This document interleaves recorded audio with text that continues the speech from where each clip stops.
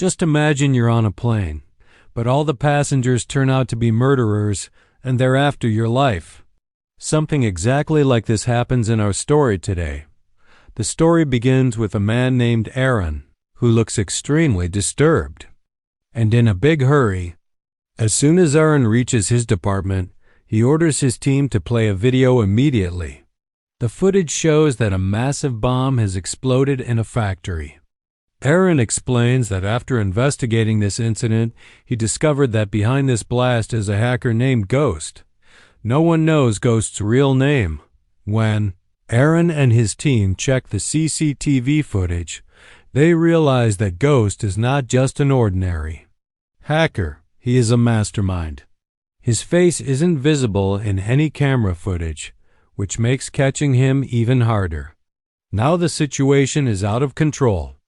Aaron angrily says that all this chaos is because of Catherine, and she must end it before things get worse.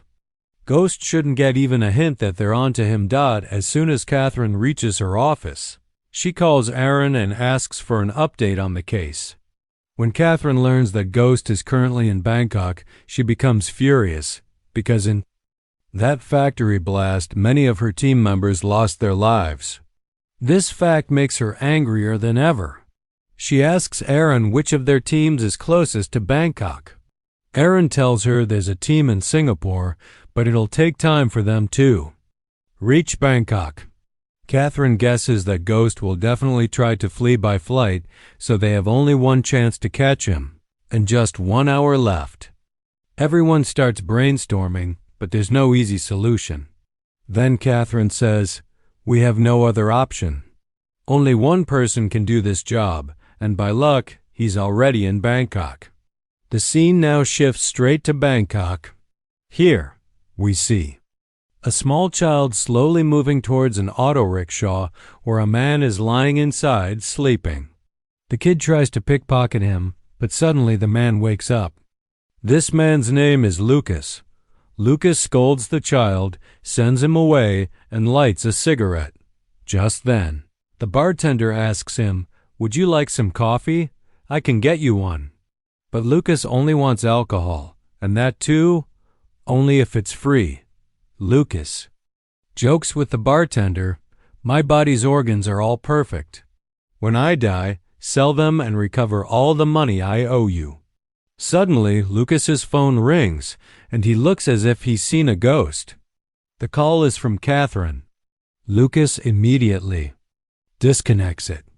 But Catherine is not the type to give up. She keeps calling again and again. Lucas keeps cutting the call every time. But then the bar's landline phone starts ringing. Lucas shouts at the bartender, "Don't pick up the phone." But the bartender does anyway, and of course, it's Catherine on the line. She says bluntly, "Put Lucas on the phone, now." Lucas yells into the receiver, "Why are you calling me? You crazy woman, you ruined my life. I'm hiding here in Bangkok, and even here, people keep following me." But Catherine doesn't care about his tantrum. She tells him coldly, "This is your only chance to make everything right again." That's what Catherine promised. She said, "Trust me, Lucas, I'll fix everything. You just do this for me." But before Lucas could react, some local goons barged into the bar to attack him. They didn't know killing Lucas was not that easy. Lucas fought them off, beat them all up brutally, and left the bar in a hurry. As soon as he got outside, he called Catherine and asked angrily, "What exactly do you want me to do?" Catherine didn't waste a second. She said, "There's a hacker named Ghost. He's about to board a flight in Bangkok. You have to get on that plane, find him, and bring him back." Lucas asked, "And what do I get in return?" Catherine promised him everything. "You'll get your old life back. No more hiding, no more running from people. You'll be free again." But Lucas didn't trust her so easily. He snapped, "Do you really think I'll just believe you like that?" Right then, the goons returned, but Lucas knew he couldn't stay hidden in Bangkok forever. So he called Catherine again and said, "Fine, Tell me the plan. I want every detail. Catherine told him exactly what to do. Grab your passport and get to the airport immediately. You have to board the same flight the hacker is on. It's your only shot. Lucas agreed, jumped in a taxi, and headed straight to the airport. Before he reached, he even swapped clothes with the taxi driver, putting on his t-shirt to look less suspicious. At the airport, a man quietly handed him his passport and ticket. Just then, Catherine called again. She told Lucas that Ghost was recently shot and had been treated by a doctor. "Remember that," she said. "It might help you recognize him." That was all Lucas needed to know. He slipped past security and boarded the flight, a direct flight from Bangkok to San Francisco. For the first time in years, Lucas felt a strange happiness. He was finally going back to his country, to America. On the flight, the man sitting next to him struck up a conversation. His name was Kyan, a talkative choreographer. Kyan bragged, "I'm famous. I teach people to dance. My moves drive everyone crazy." Lucas was already annoyed, and Kyan's non-stop chatter made it worse. Meanwhile, back in the operations room, Catherine's team discovered shocking news. Everyone on that flight was a killer. They were all on that plane to kill Ghost, but the problem? No one knew what Ghost actually looked like. Catherine was horrified. She asked her team, "Are you sure about this?" They confirmed it, and Catherine realized something terrible could happen at any moment. She ordered her team to urgently find Ghost's real face. Back on the plane, Kyan offered Lucas a drink. Lucas took a few sips, and within moments, his vision turned blurry. His head spun and he started losing consciousness. Before he knew it, Kyan dragged him to the bathroom and pinned him down, threatening him. A while ago, Kyan had been hired to kill Ghost too. And now, he mistakenly believed Lucas was Ghost.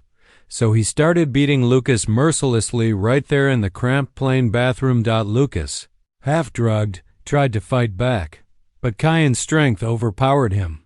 Kyan wrapped his hands around Lucas's throat and tried to strangle him. Just when it seemed like it was over for Lucas, he noticed an iron handle on the wall above him. He used every bit of strength left, grabbed Kyan, and smashed his head straight onto the handle, killing him instantly. Kyan died standing, his head stuck in the metal handle. Lucas felt a brief moment of relief, but he knew the drug was still in his system. He forced himself to crawl to the bathroom sink and found a bottle of shampoo. He drank it, forcing himself to vomit out the poison. It worked. He felt a bit better, but suddenly he heard banging on the bathroom door. Flight attendants, a girl named Isha and a guy named Royce, were knocking. They were worried because the bathroom had been locked for too long.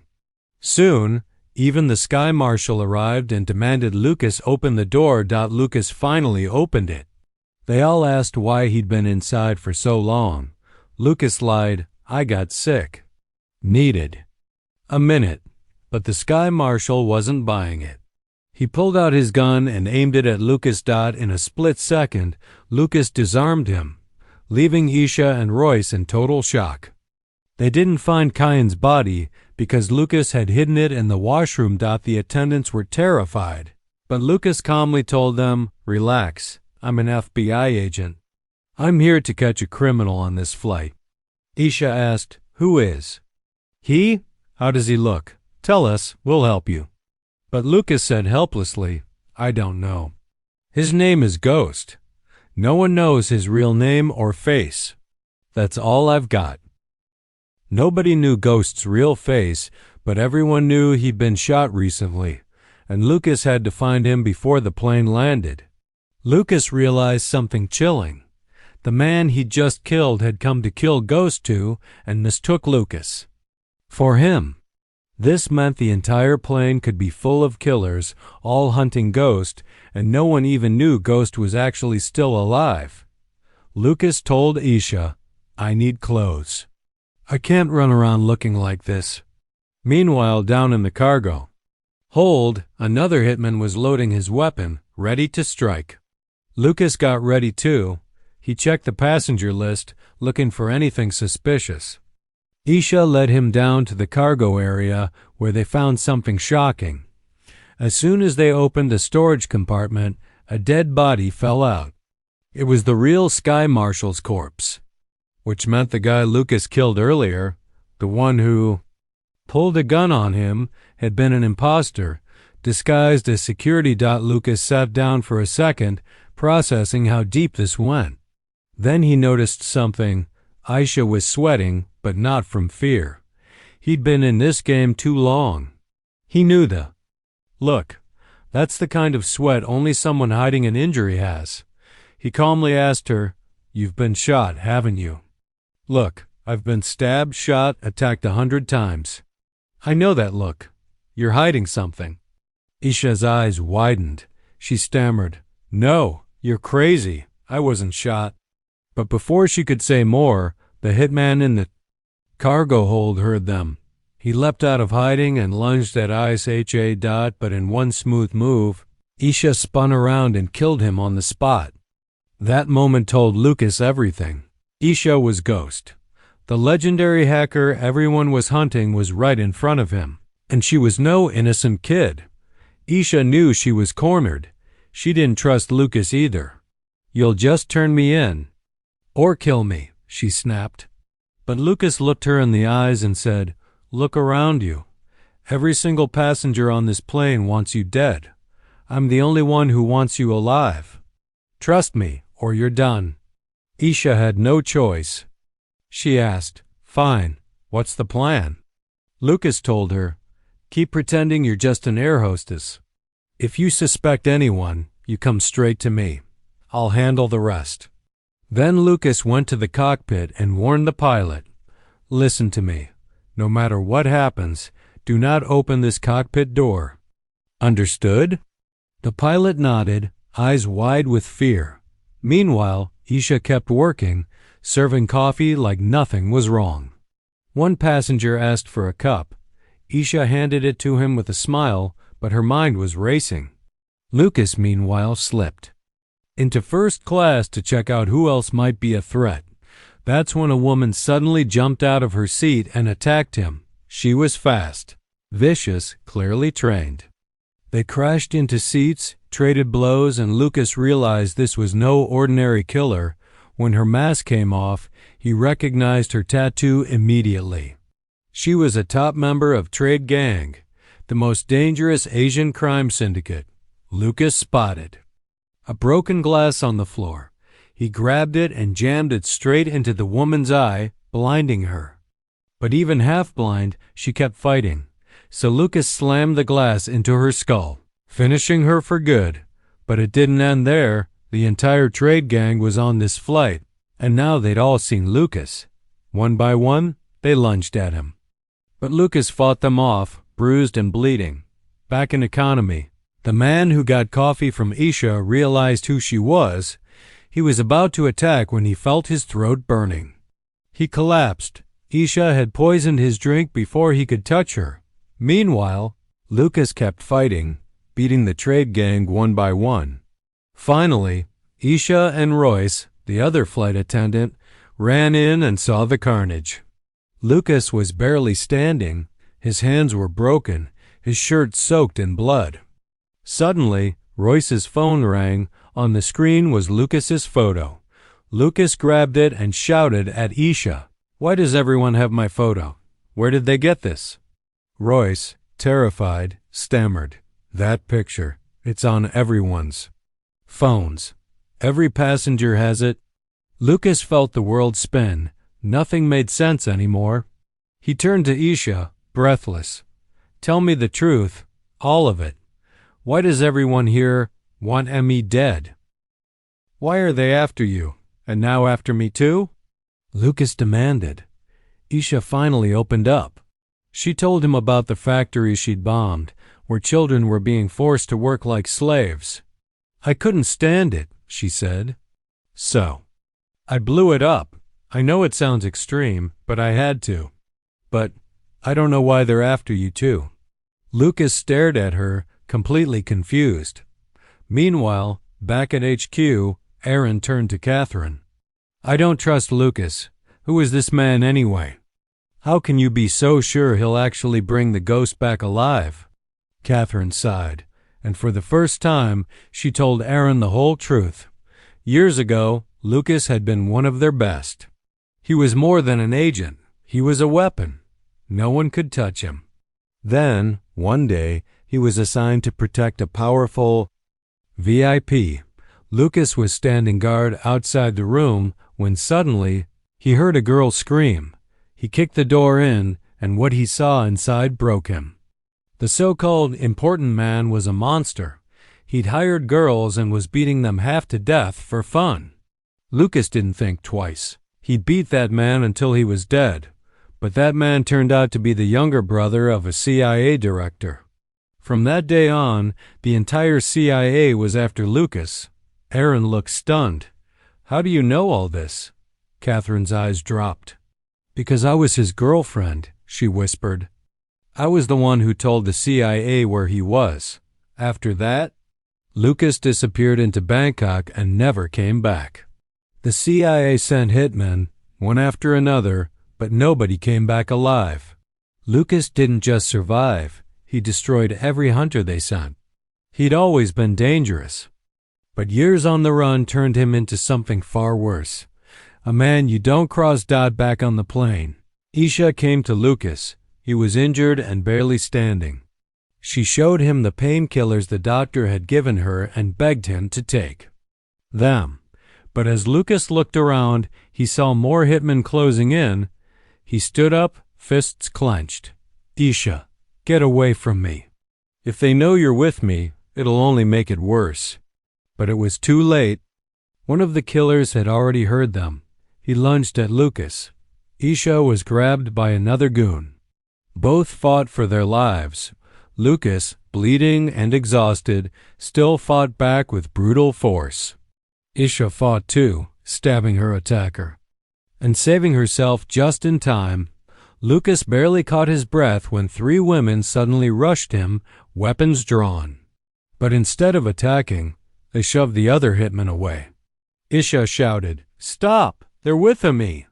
These women were Isha's friends, hidden on the flight to protect her if things went wrong. Lucas was badly hurt. The women dragged him down to the cargo hold, patching him up as best they could. At the same time, back at HQ, Catherine stared at the screen, her eyes widening as she finally saw Isha's face through the flights. Hidden feed. It's her. The ghost is just a girl. She turned to Aaron. "You knew? You knew all along. What are you hiding from me?" Aaron gave in. He told her everything. "We're after the ghost too. My people. I put a bounty on her head. That device she built, it's worth billions. Everyone wants it. When I found out she was on that plane, I put every killer I could find on board." Catherine stepped back, disgusted. "You turned that plane into a slaughterhouse." Aaron didn't flinch. "And you sent Lucas. Looks like we both wanted the same thing."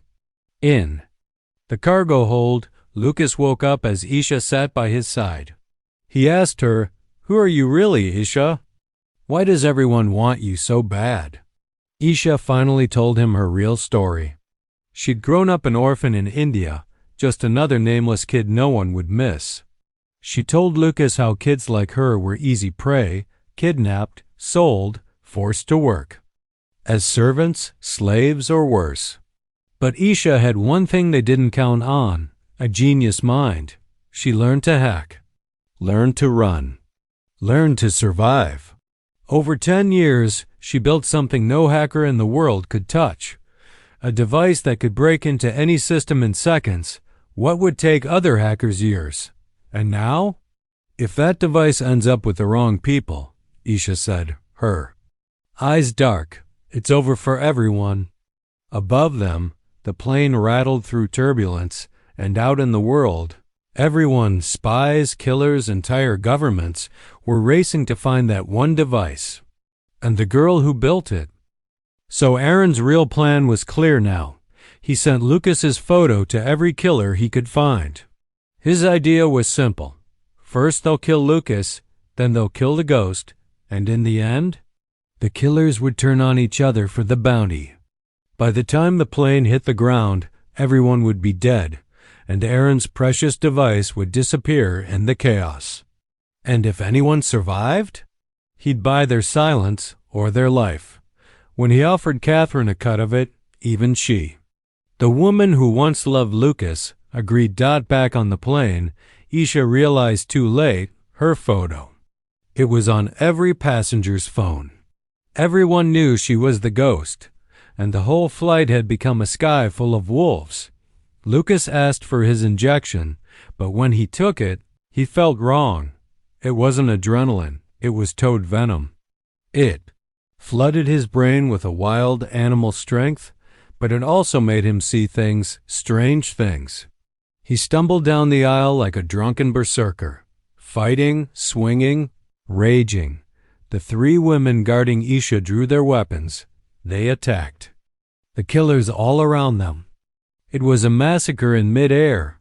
One of the girls was shot. She collapsed, blood pouring. A bullet pierced the plane's wall, ripping open a hole at 30,000 feet. One by one, people were sucked out into the freezing sky. Two assassins forced their way into the cockpit. They shot both pilots dead. Now the plane was a drifting coffin in the clouds, on the ground.